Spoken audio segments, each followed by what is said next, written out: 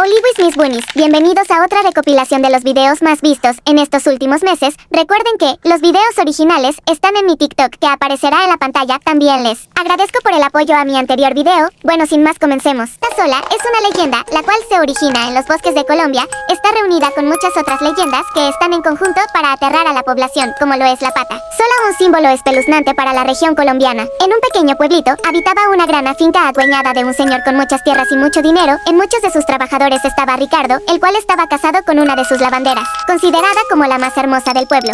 El señor patrón empezó a acercarse pícaramente a la señorita Violeta, le coqueteaba todos los días con cumplidos que enamorarían a toda mujer. Violeta, encantada, sonreía coqueta cuando aparecía el patrón a buscarla para coquetearle.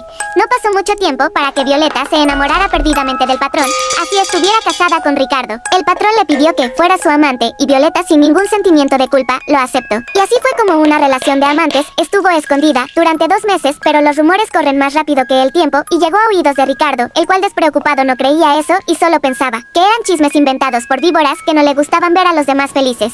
Así que su amigo Mauricio le dijo que él mismo lo comprobara y que si era cierto no se quejara, ya que se lo habían advertido. Entonces Ricardo le dijo a su mujer Violeta que llegaría tarde a casa y que cuidara a sus hijos. Violeta le dijo que estaba bien y le echó la bendición. Ricardo esa noche se escondió en los matorrales y esperó a ver qué pasaba. Después de un rato, vio a Violeta salir de la vivienda y yendo a casa del patrón. Ricardo, indignado, decidió hacer lo mismo de la noche anterior para ver si era verdad lo que él pensaba. Volvió a avisarle a su mujer que volvería tarde y ella nuevamente le echó la bendición y se fue a esconder en los matorrales. Pasó una hora y llegó el patrón a la vivienda de donde salía coqueta Violeta y se lanzó pícaramente a los brazos del patrón mientras le daba un beso apasionado. Ricardo, con toda la rabia que contenía, tomó un hacha que estaba tirada en la tierra y salió. En un rápido movimiento, Ricardo decapitó a su patrón en un abrir y cerrar de ojos. Violeta, sin saber qué hacer, intentó huir, pero Ricardo le cortó su pierna izquierda. Después recogió a sus hijos y prendió fuego a la vivienda. Luego desalojó el pueblito para nunca más volver. Violeta y su patrón fallecieron desangrados, pero el espíritu rabioso de Violeta renació en un espectro bautizado como la Pata Sola. La Pata Sola es conocida como una mujer que tiene el poder de la metamorfosis. Cambia de mujer horrible, de dientes felinos, una sola pata con pezuña y ojos abultados, a muchacha bella, insinuante como un espejismo entre los árboles. Así atrae a los cazadores para devorarlos en lo profundo de la selva. Se lanza sobre su víctima y le chupa la sangre y tritura los huesos con sus colmillos. Y en medio de una nube mortecina, desaparece con su presa. Y así ronda la Pata Sola por los bosques de Colombia, esperando a hombres infieles, borrachos y avariciosos para devorarlos. 7 tíos y tías. Entre ellos, hay un tío que vive por fuera de mi país, pues yo fui de vacaciones allá con mi prima, que ya es mayor, pero sin mis papás ni los de mi prima. Entonces, cuando llegamos a la casa de mi tío, vimos a una señora y le pregunté que quién era y me dijo que su esposa. Entonces mi tío me dijo que se tenía que ir a trabajar y pues yo dije que bien. Mi tío ya le había dicho a mi prima su cuarto y todo lo de la casa, pero a mí no. Entonces yo le dije a la señora que me dijera en qué cuarto me iba a quedar. Entonces no me respondió, le repetí varias veces y mi prima escuchó y me dijo que ella tenía problemas en su cabeza y que mi tío le dijo que mi cuarto era el de la derecha y pues fui y estaba bonito, pero habían unas manchas de rojas, pues ya sabrás que son. Y yo grité y la señora vino y me dijo si me había gustado mi cuarto, pero los dientes los tenía piserodritzeros y me asusté. A la noche llegó mi tío y la señora agarró un cuchillo y le preguntó de manera brusca a mi tío que sí tenía una amante y le dijo que no, pero no era verdad. Entonces la señora le cortó la mano a mi tío y le dijo que se fuera y después gritó que en donde estábamos que nos iba a dar algo y yo me escondí en el armario y me tapé. Por suerte ella no sabía que mi prima se había ido y mi tío llamó a la policía y después llevaron a la señora al hospital psiquiátrico, pero de camino la señora falleció y gracias a Dios no me pasó nada, ni a mi prima solo, que a mi tío le amputaron la mano. No quisiera ni pensar qué hubiera pasado si la situación hubiera pasado a mayores. Solo le agradezco al cielo que mi tío, mi prima y yo estamos bien. Ya que el Destripador, el primer asesino en serie mediático de la historia, la identidad del autor del bruto de asesinato de 5 prostitutas del East End de Londres en 1888, sigue siendo un misterio, que alimenta todo tipo de teorías más de un siglo después. De hecho, a pesar de haber transcurrido más de un siglo, los investigadores siguen intentando descubrir al asesino con las técnicas de ciencia criminal más adelantadas que existen. Finales del siglo XIX. Inglaterra es la más poderosa de las naciones de la Tierra y Londres la mayor ciudad del mundo. Incluso sin saberlo, eso es algo que cualquier viajero puede intuir de una mirada. Las torres del Parlamento de Westminster se alzan orgullosas para hablar del dominio politeíseo británico, del mismo modo que los bancos de la City controlan el comercio internacional. Mientras, el Times da cuenta de las diversiones de la aristocracia en todo lo que va del music hall a las batidas para la Casa del Zorro. Para guardar la paz, la armada rige los mares y la admirada policía británica revela, nada más de verla, el esplendor del imperio. Desde el Palacio de Buckingham, la reina Victoria corona la edad de mayor brillo y poder de la historia de Inglaterra. Sin embargo, no todo es brillo en aquella Inglaterra, y para comprobarlo no hace falta irse a las minas de Carboen o a los satánicos telares de Manchester, a muy poca distancia de las elegancias del West End. Todavía existe en Londres una zona inexplorada como Tombuctú. Es el East End. Dentro del East End, Whitechapel es el lugar donde la miseria toca fondo. Hablamos de un dédalo de callejas inundadas por las emanaciones malolientes del Támesis, de unos bajos fondos donde las enfermedades, el alcoholismo y la prostitución causan estragos entre sus 80.000 almas, de un barrio cuyas casas, hacinadas, parecen inclinarse amenazadoramente sobre quien reúna el valor para pasearse a su sombra.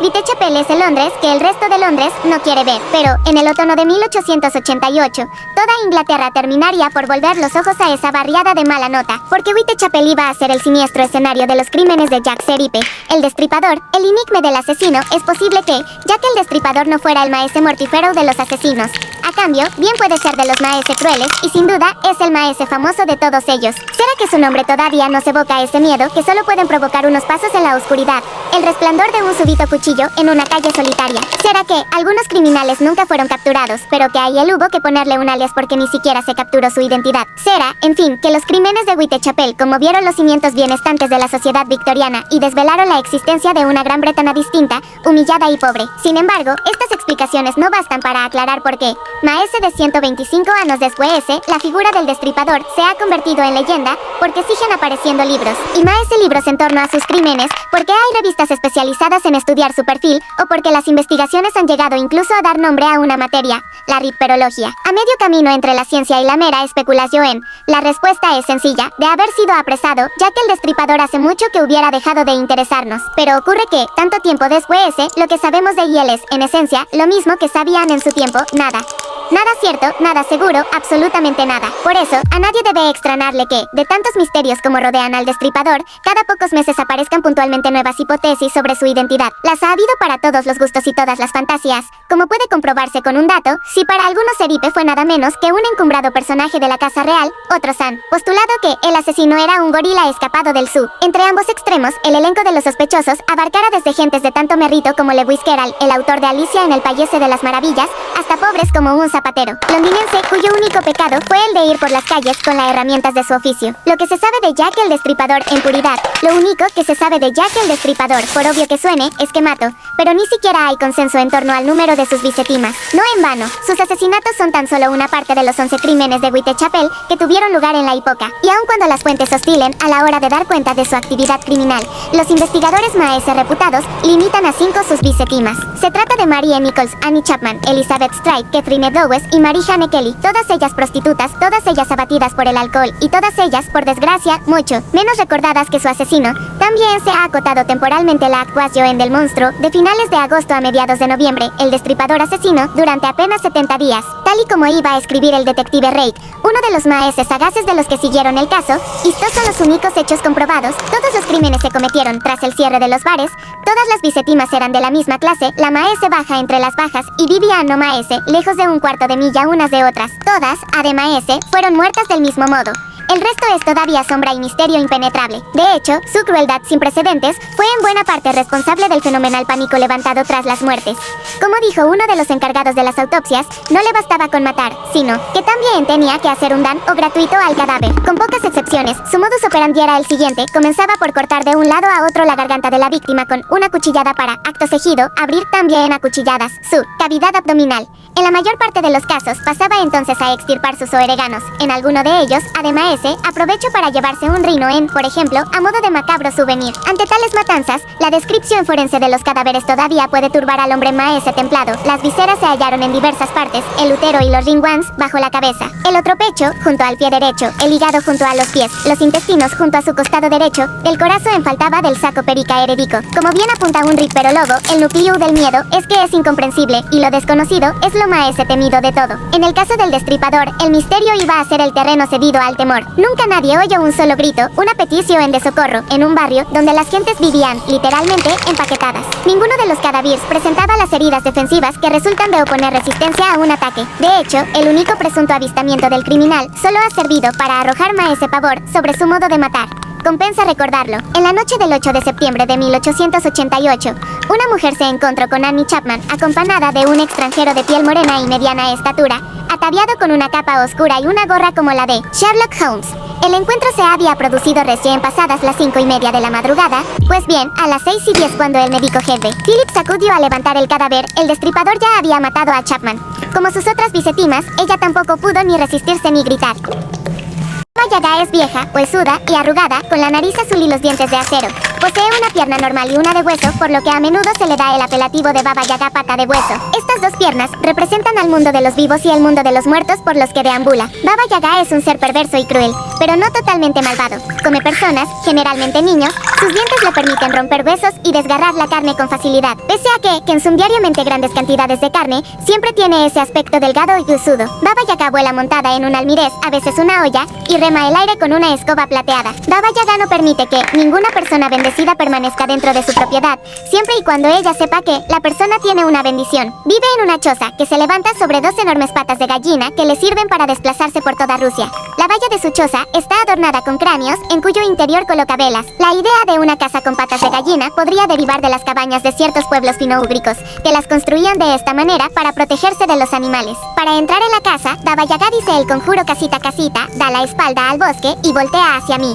El interior de la choza siempre está repleto de carne y vino. También es custodiado por los sirvientes invisibles de Baba Yaga, que aparecen como manos espectrales. Baba Yaga también tiene a su servicio a los caballeros blanco, rojo y negro que controlan el día, el atardecer y la noche. Baba Yaga ha aparecido en diferentes historias del folclore ruso y algunas de ellas muestran distintas facetas suyas.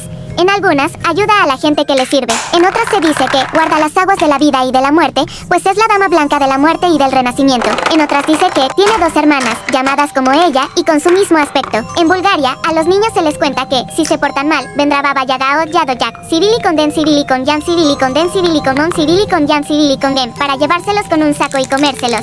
También se le asocia con magia negra. También se cuenta que envejece un año cada vez que le hacen una pregunta y que para rejuvenecer bebe un té hecho de las extrañas rosas azules, por lo que recompensa enormemente a las personas que le traen alguna de estas rosas.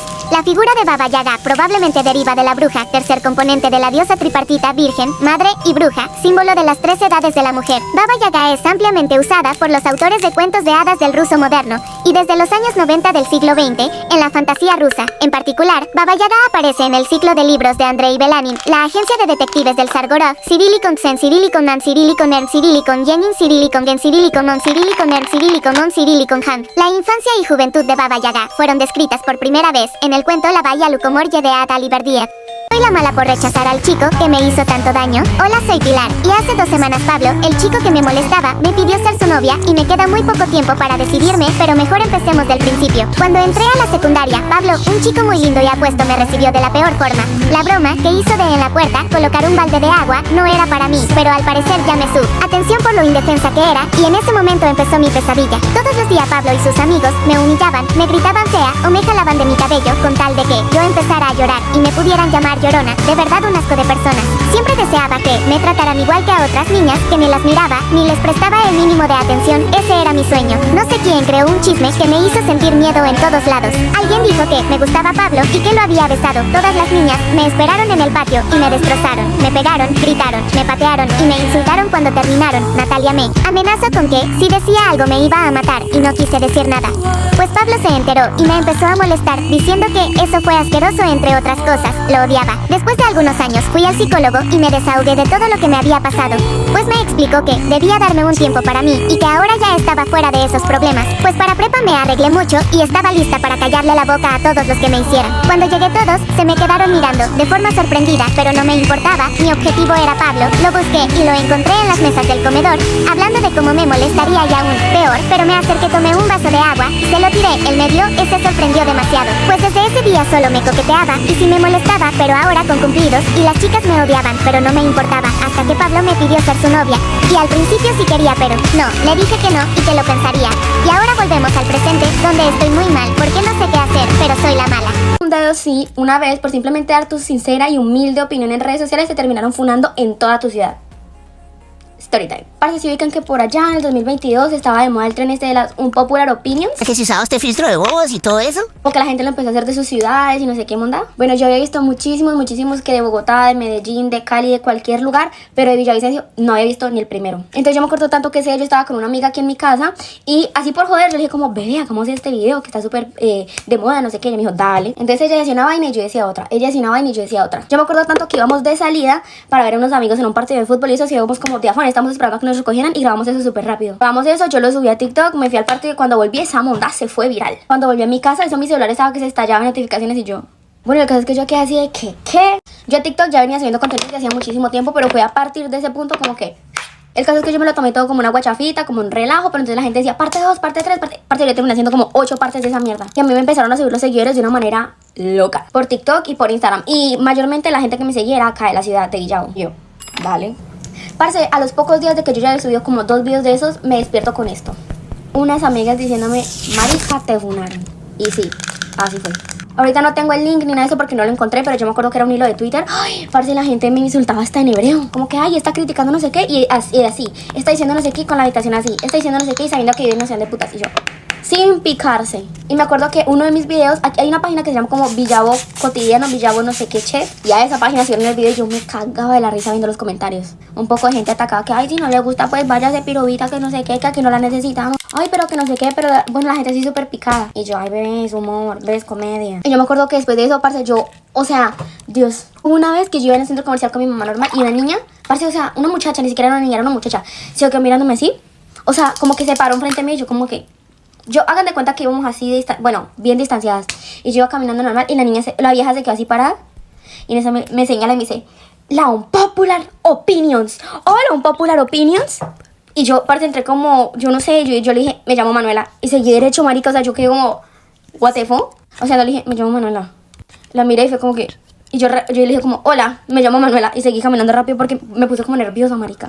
Y fueron como 2 meses en los que yo me tuve que acostumbrar a que toda la gente me dijera la Unpopular Opinions. Salía yo a una discoteca, la Unpopular Opinions. Estaba yo en algún centro comercial tomando café con mis amigas, la Unpopular Opinions. Me comentaban los videos, la Unpopular Opinions. Y ya mi fama Unpopular Opinions quedó en el pasado. Ahora soy una mujer nueva, ahora soy solo Manu. Has haber vivido engañada toda tu vida sobre tu origen y que te hayas enterado 15 años después. Hola, soy Mónica y hace poco me enteré que mi supuesta mamá no es mi mamá. Debo admitir que soy muy llorona y tímida y eso no me ayudaba en nada. No fui a la escuela, mi madre era sumamente estricta. Debía levantarme y acostarme a las 7 en punto y si no cumplía tenía un castigo. Normalmente era cortarme el cabello o golpearme en las muñecas con una regla. No tuve amigos, mi madre no me dejaba ver a nadie, ni tampoco tener un teléfono ni ver televisión. Solo me dejaba con mis muñecas y eso me afectó, ya que me decaí y me volví retraía, pero mi madre se encargó de que supiera leer, escribir y tener una limpia ortografía. Se podría decir que era como una muñequita, o así era como mi madre me llamaba. Cuando tuve 10 la rebeldía comenzó. En ese tiempo, mi cabello era largo y brillante y trataba de controlarme para que no lo cortaran. Si hacía algo mal prefería que me golpearan en las muñecas que me cortaran mi cabello. Cuando cumplí 12 pedí un celular. Mi madre me dio uno de poco uso, ya que se parecía a los de antes, y solo me dejaba tenerlo 20 minutos, después debía dejarlo para el día siguiente, pero me las ingeniaba y no lo utilizaba en 2 días para tener una hora de uso. Me interesé en ser una reportera, y cuando iba a cumplir 15 años, les pedí a mi madre que me comprara una tele. Ella se molestó y me gritó que no me daría nada y que me largara de su vista. Yo sin entender mucho me fui, pero estaba con la duda de por qué su reacción. Entonces empecé a ver noticias en mi celular. Entonces encontré una página de personas desaparecidas, habían varias personas, pero lo que me puso los pelos de punta fue ver una foto de mí de pequeña con mi nombre. Después de eso investigué y logré comunicarme con alguien que sabía del tema para explicarle que creía que la niña era yo. Después de tanto charlarlo entendí todo, mi supuesta madre solo era una psicópata que quería una niña, pero como no tuvo me secuestro y me engañó tan vilmente que lo creí. Tomé valor y llamé a la policía. Ellos me dijeron que estaban en camino, pero mi madre escuchó, agarró un bate y me intentó agredir. Yo la empujé y la empujé, luego salí corriendo a la calle, pero ella me seguía persiguiendo hasta que me golpeó y cuando me iba a darme golpe final, llegaron los policías. En cuestión de segundos, ya están en el hospital y habían muchas enfermeras hablando conmigo y preguntando cómo me sentía. Pues esa es mi historia y espero que a nadie más le pase, pero ahora estoy bien, en el hospital, esperando una respuesta a todo y recuperándome de ese trauma.